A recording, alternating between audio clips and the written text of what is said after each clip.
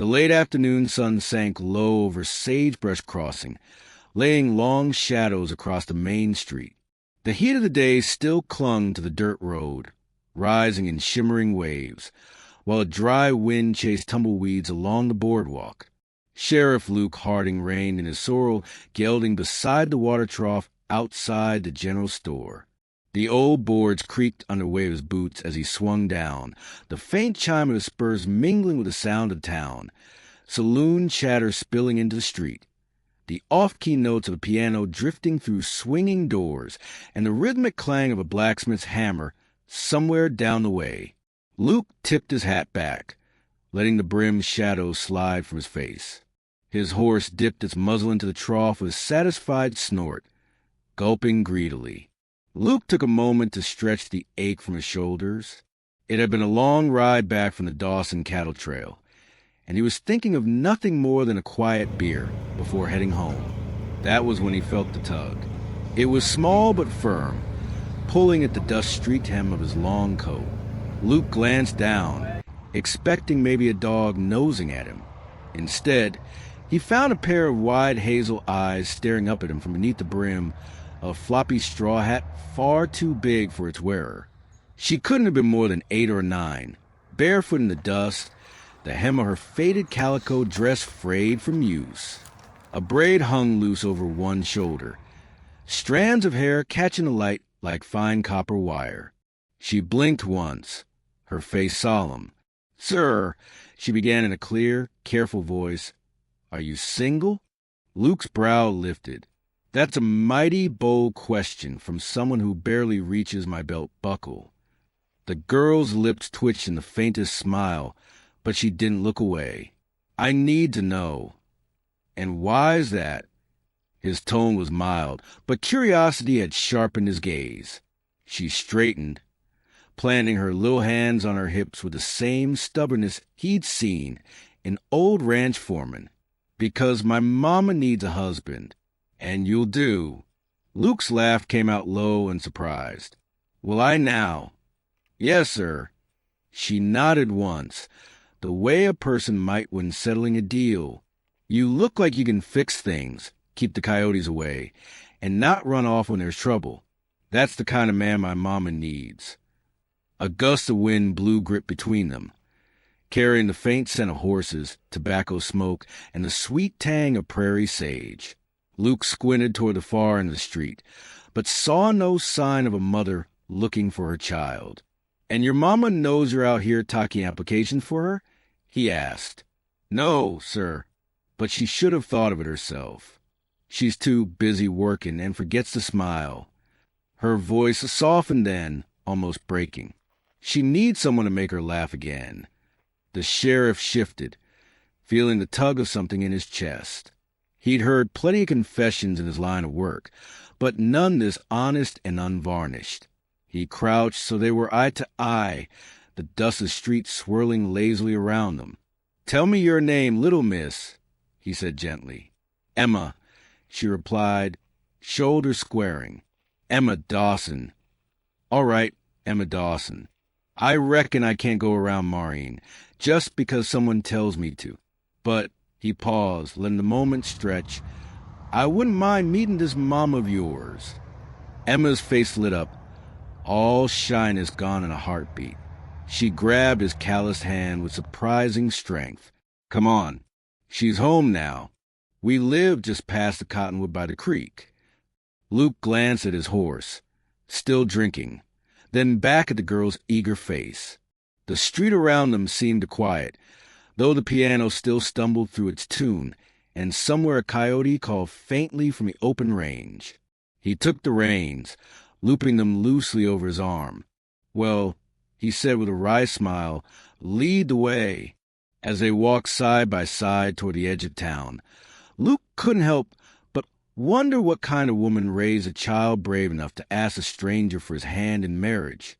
The sun dipped lower, painting the prairie in gold and fire, and for the first time in months, Luke felt a stir of something he hadn't let himself feel in years. Curiosity mixed with the faintest spark of hope. Chapter 2. Widow at the Edge of Town.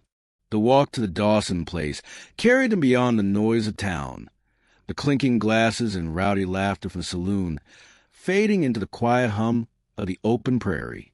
The dirt road narrowed, flanked by split-rail fences bleached gray by the sun. Grasshoppers sprang from their path, clicking through the warm air. Luke's boots kicked up little clouds of dust with each step, and the faint scent of creek water and sage grew stronger. Emma's hand stayed in his, her small fingers sure and determined. She chatted in bursts, telling him about her mare named Daisy, about the wildflowers by the creek, and about how her mama could sew anything except maybe a wedding dress because she doesn't have the right lace yet. Each word carried pride, but also something else, a longing she didn't have the words for. Luke kept pace easily, letting her lead, though his eyes swept the horizon out of habit. The land out here was open and exposed. A man with bad intentions could see you coming from a mile off. He knew Clara Dawson had enemies, not because of who she was, but because of what she owned. Out here, land meant survival, and there were those who'd take it by hook or bullet. The Dawson home appeared ahead, half hidden by a big cottonwood whose leaves whispered in the wind. The house was small and weather-worn, its porch sagging slightly, but the boards were swept clean. A few chickens pecked in the yard. Beyond, a small barn leaned against the sky, its roof patched in more than one place. Emma released his hand and dashed ahead, pushing through the front door without so much as a knock. Luke followed more slowly, pausing at the porch steps. He could hear her voice inside, bright and excited, calling, "Mama, I brought someone." A pause, then the sound of boots on wood. The door swung open. The woman who stood before him was nothing like the simpering saloon girls who batted their lashes at him when he came to town. Clara Dawson was tall for a woman, her frame lean but strong, the kind of strength that came from hauling water and mending fences. Stray strands of chestnut hair escaped the bun at the back of her head, catching the afternoon light like copper thread. She had a rifle slung in the crook of her arm, not pointed at him, but not resting either, ready, just in case. Her eyes, clear, sharp gray, narrowed slightly as they swept over him. "Sheriff," she said flat, neither warm nor cold, just taking his measure. "Ma'am." Luke tipped his hat, the brim dipping low. "Didn't mean to intrude. Emma found me in town. Thought it best I walk her home." Clara's gaze flicked past him to the open road, then back to his face. "She does have a habit of running her own errands without permission." "Mama," Emma piped up, tugging at her mother's apron. "I told him you want to meet him." "I told him." She stopped when Clara's hand rested gently but firmly on her shoulder. "That's enough, Em." Clara's voice softened for her daughter, then hardened again when she addressed Luke. "You've done your duty, Sheriff. Much obliged." Luke could have left then. Should have. Maybe.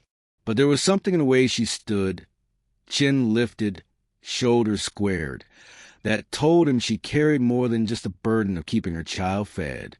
There was pride there, but also the faint exhaustion of someone who had been holding the line too long, without relief.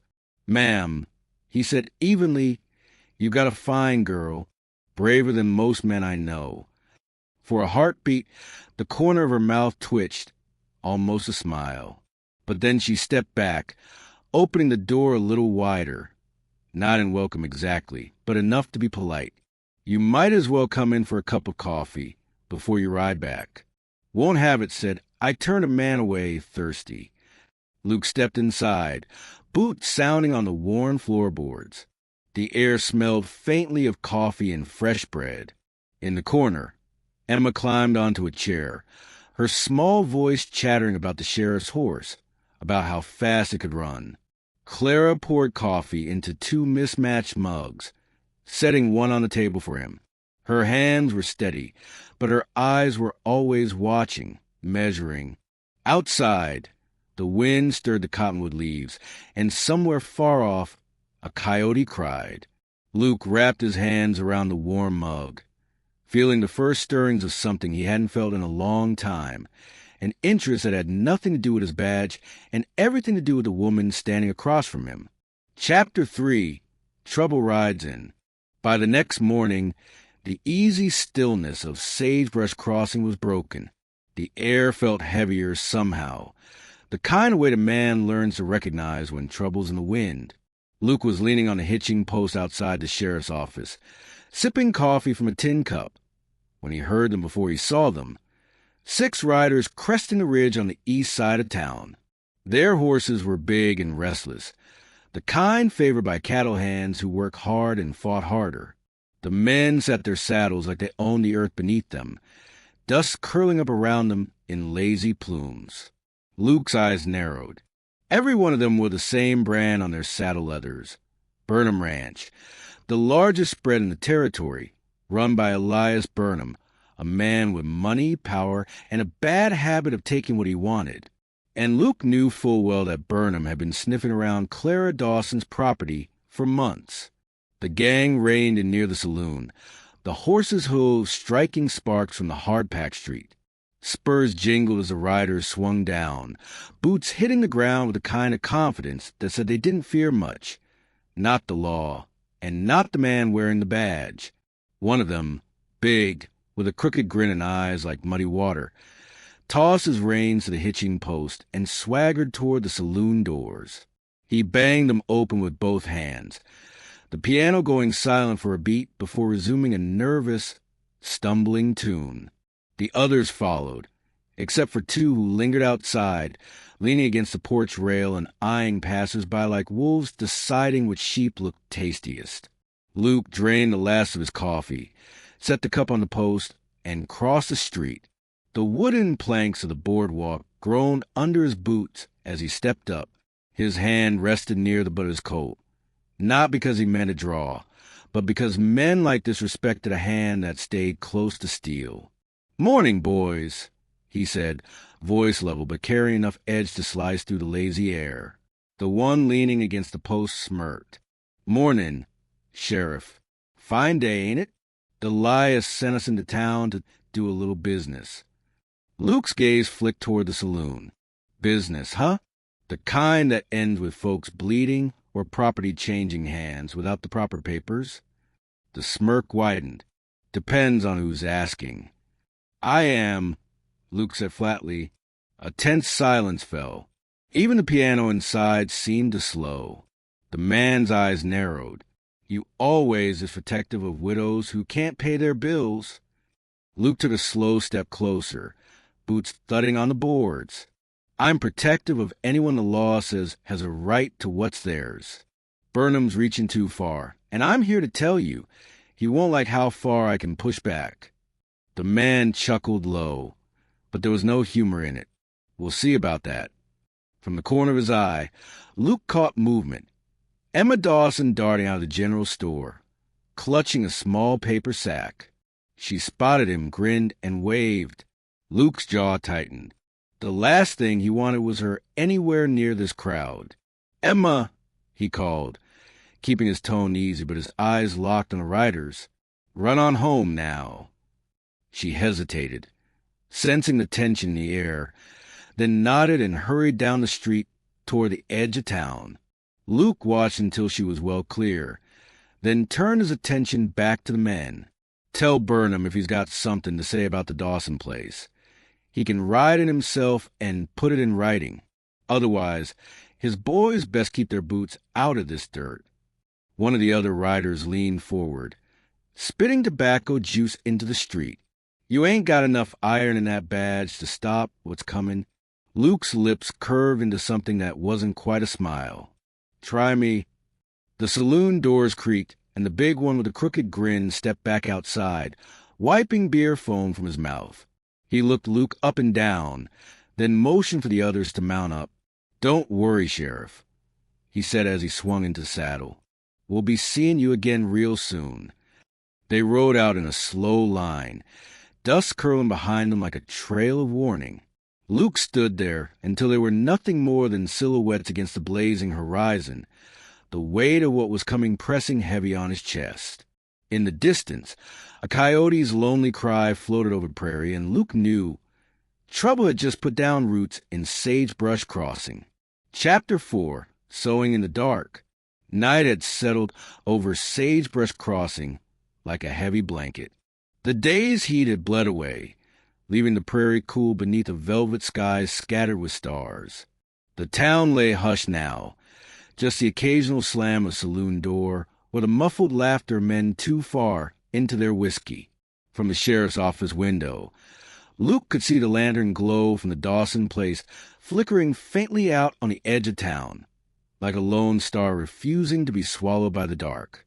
He told himself he was only riding out to check on her, make sure Burnham's boys hadn't come sniffing around again.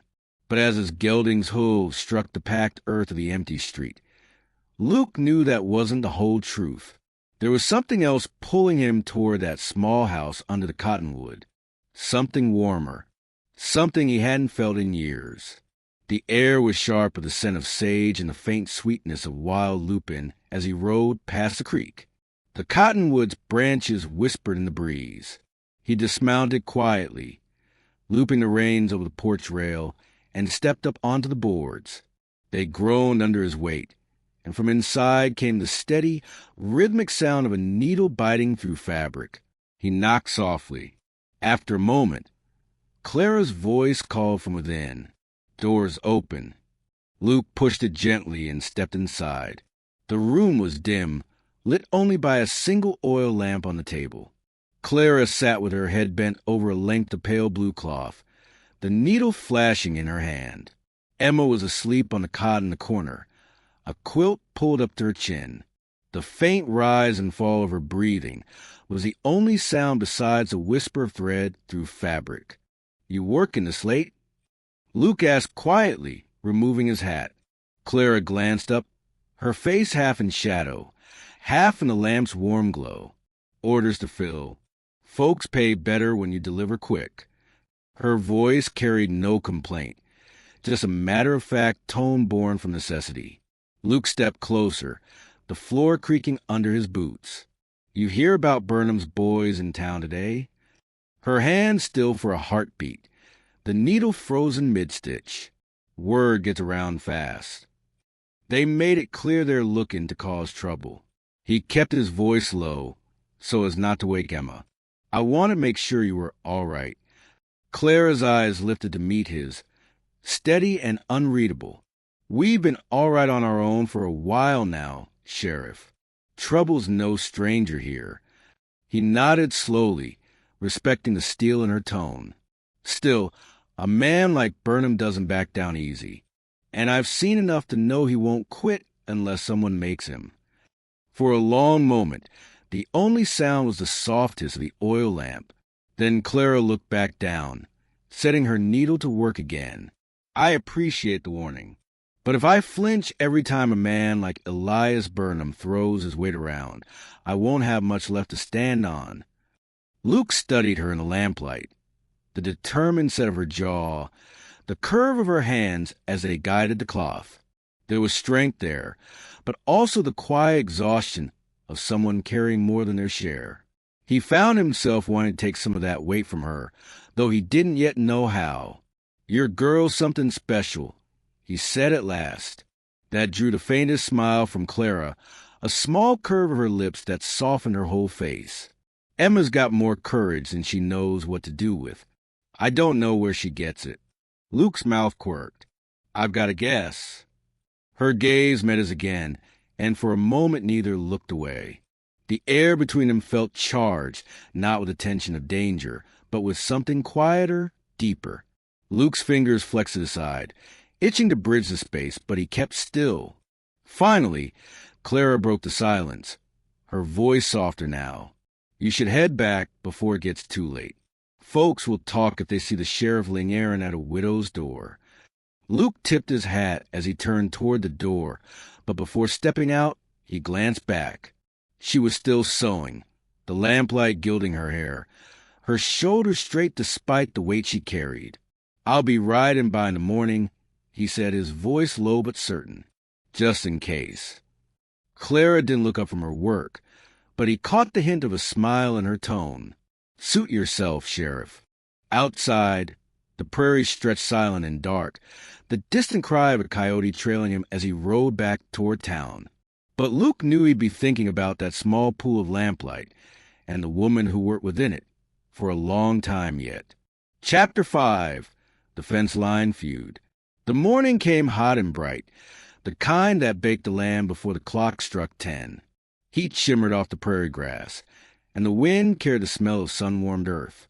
Luke rode out early, the sun still low, casting long, sharp shadows across the rolling land. By the time he reached the Dawson Ranch, the sound of voices carried on the breeze, low, angry, and male. His gut tightened. He nudged his gelding into a faster trot, the saddle leather creaking beneath him. As the barn came into view, so did the trouble. 4 of Burnham's men were spread along the eastern fence line, yanking posts out of the earth and dragging them inward toward Clara's grazing field. The Dawson herd, just a few scrawny cattle, clustered nervously near the water trough, tails flicking, sensing the tension.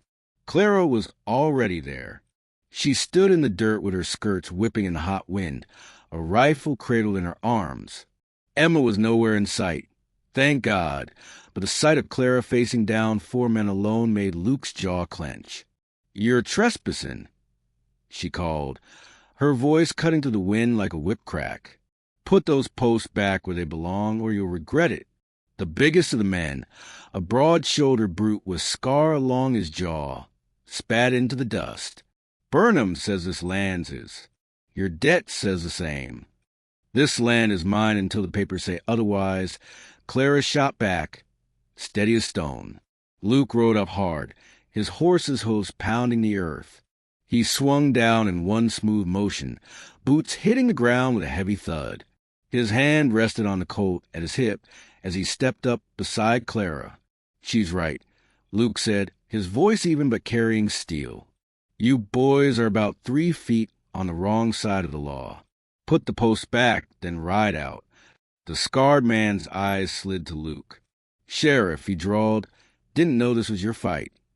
Luke took another step closer, boots sinking slightly into the dry dirt.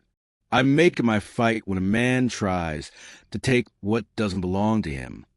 For a moment, all that moved was the wind stirring the dust between them.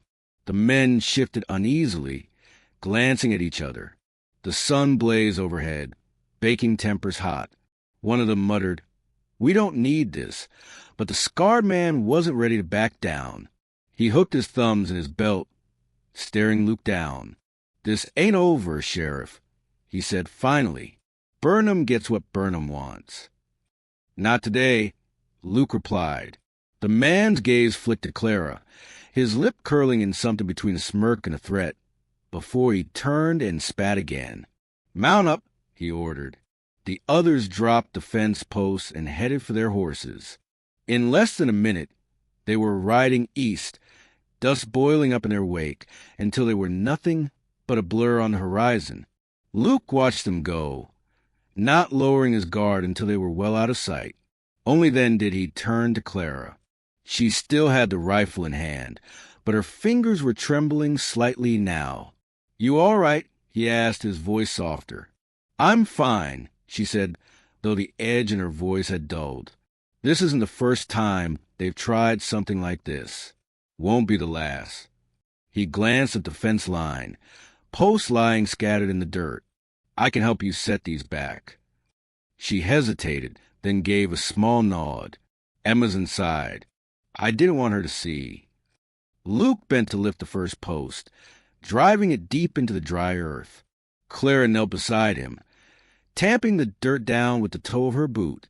They worked in silence for a while, the wind carrying the distant cry of a hawk. Every so often, their hands brushed over the same tool or post, and Luke caught her eyes lingering on him, just as his lingered on her. When the last post was set, Luke leaned on it, wiping the sweat from his brow. Clara stood across from him, the rifle now slung over her shoulder. "Thank you," she said quietly. "Don't thank me yet," he replied. Burnham's just getting warmed up, and I'm not about to let you stand out here alone next time." Her lips curved, just barely, before she turned toward the house. But Luke noticed there was a spark in her eyes now, faint but there, and for the first time, he had the feeling she might be starting to believe she didn't have to fight every battle on her own. Chapter 6. Fires on the Prairie. The night started quiet. The moon hung low over the prairie, casting silver light over the Dawson Ranch. The air was cool and dry, the only sounds a gentle rustle of cottonwood leaves and the distant chorus of coyotes. Inside the small house, Emma slept curled under a quilt, her breathing soft and even. Clara sat at the table, patching a shirt by lamplight, while Luke leaned back in a chair across from her, boots crossed at the ankles, hat tipped low. It was almost peaceful until the smell hit. Smoke. Luke's head snapped up. His chair scraped back hard against the floor. "Do you smell that?" Clara froze, nostrils flaring. The sharp, acrid scent grew thicker by the second. Before she could answer, a faint orange glow flashed through the window. Luke was already moving, shoving the door open. The night air rolled in, thick with smoke. Across the yard, the barn was ablaze, flames licking greedily up the dry wood, sparks drifting into the black sky like angry fireflies. "Emma!" Clara's voice broke as she spun toward the bedroom. "I've got her," Luke barked. He dashed inside, scooping the sleepy, confused child into his arms. "Stay close to your mama," he told her firmly, handing her off to Clara as they stumbled onto the porch. The heat hit like a wall. The fire roared, the dry timber popping and snapping. "Stay back," Luke shouted over the noise. Winds pushing the flames toward the field. He sprinted toward the barn, yanking the doors open. Inside, the single horse whinnied in panic, eyes wide and rolling. Luke grabbed its halter, leading it out into the open air just as part of the roof collapsed in a shower of sparks. "Luke!" Clara's voice carried through the smoke. She was on the porch, clutching Emma to her side, her other hand holding the rifle, not aimed at the fire, but at the darkness beyond. Her eyes were scanning the tree line. Luke followed her gaze and saw them, silhouettes on horseback, just far enough away to be out of range, but close enough to watch. The moonlight glinted off a rifle barrel. Burnham's boys. They sat their horses in a loose cluster, watching the destruction they had caused, knowing full well the barn was more than a building. It was feed, storage, tack, tools, everything a rancher needed to survive. Luke felt something hot and dangerous rise in his chest. He stepped forward, firelight painting his face in harsh lines. The men lingered a moment longer, then turned and melted into the dark prairie, their laughter faint but cutting. By the time Luke turned back, the barn was beyond saving. The wind carried sparks into the pasture, but he and Clara beat them out with wet burlap, working side by side until the last ember was dead. They stood in the yard, chests heaving, faces streaked with soot. The barn was nothing but a smoldering skeleton against the moonlit sky. Emma had fallen asleep again inside, exhausted from the fear and smoke. Clara's shoulders sagged. In the glow of the dying fire, her face looked pale, and for the first time, he saw just how close she was to breaking. "That barn, that was all I had left," she whispered, voice rough. "I can't. I don't know how I'm supposed to start over again." Luke stepped closer, his voice low but steady. "You won't have to do it alone." She met his eyes then, and for a long moment neither of them looked away. There was ash in her hair, a smudge of soot along her cheek, and he had the sudden, powerful urge to reach out and brush it away. "I mean it, Clara," he said. "They're not running you off. Not while I'm here." Her lips parted as if to reply, but no words came. Instead, she gave a small, almost imperceptible nod. The wind shifted, carrying the lingering scent of smoke into the night. Somewhere far off, a coyote called again, but this time the sound felt different, less a warning. more a reminder that the prairie was still alive, still watching. Luke glanced back at the blackened ruin of the barn, then at the woman beside him. He'd thought this fight was about land. But standing there in the moonlight, he realized it was about far more than that. It was about her. Chapter 7, The Duel at High Noon. The sun was merciless that day, hanging high in a cloudless sky, its heat pressing down on Sagebrush Crossing until the air itself seemed to shimmer. The streets were quieter than usual, as if the town was holding its breath. Even the saloon's piano had fallen silent, its keys left untouched. Word had traveled fast. Elias Burnham had ridden into town with 3 of his men, and he'd come for the sheriff. Luke stepped out of his office into the glare, his shadow stretching long behind him. The tin star on his vest caught the light, glinting like a challenge. He could feel the weight of eyes on him. Shopkeepers peering through half-closed shutters, ranch hands leaning on posts, and somewhere in the crowd, Clara Dawson standing rigid on the boardwalk, Emma's small hand clasped in hers. Burnham waited in the center of the street, tall in the saddle of a black stallion. He was a big man, his fine coat and polished boots out of place in the dust and heat. A gold watch chain glinted against his vest, but his eyes were cold, sharp as a rattler's. His men flanked him, their hands resting too casually near the grips of their pistols. "Sheriff Harding," Burnham called, his voice carrying in the heavy stillness. "You've been meddling in my affairs. That's going to stop today." Luke walked forward, each boot step steady, the boardwalk giving way to dirt that crunched under his heels. "Your affairs seem to involve stealing land that isn't yours, burning barns, and sending hired men to threaten women and children. That's not business, Burnham. That's cowardice." A low murmur ran through the watching crowd. Burnham's jaw tightened. "Careful, Harding. I could buy and sell this town 10 times over." "Maybe," Luke said, "but you can't by the law." Burnham swung down from his horse, the dust puffing up around his polished boots. "Then maybe I'll take it." His hand hovered near the ivory-handled revolver at his hip. The air grew thick. Even the wind seemed to hold still. Somewhere a sign creaked on his chain. Luke's own hand rested just above his colt, but his eyes never left Burnham's. "You want to settle this?" A slow, cruel smile spread across Burnham's face. "High noon, right here." The town clock began to chime. They faced each other across 30 paces of sun-baked dirt. Sweat traced a line down Luke's temple, but his grip was steady. In his periphery, he could see Clara on the boardwalk, her face pale, Emma clinging to her skirts. The last chime echoed away. Burnham's hand twitched toward his revolver, but Luke was faster. His colt cleared leather in a blur, the crack of the shot splitting the air. Burnham's gun flew from his hand, spinning into the dirt.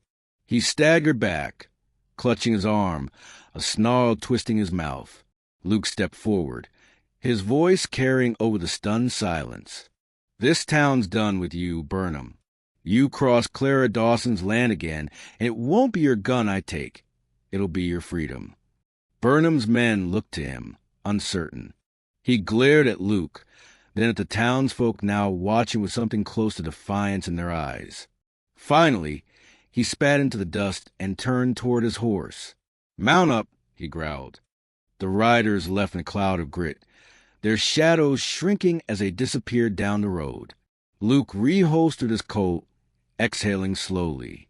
His eyes found Clara in the crowd. She met his gaze, her chin lifting slightly, pride and relief warring in her expression. He tipped his hat to her, then turned back toward his office.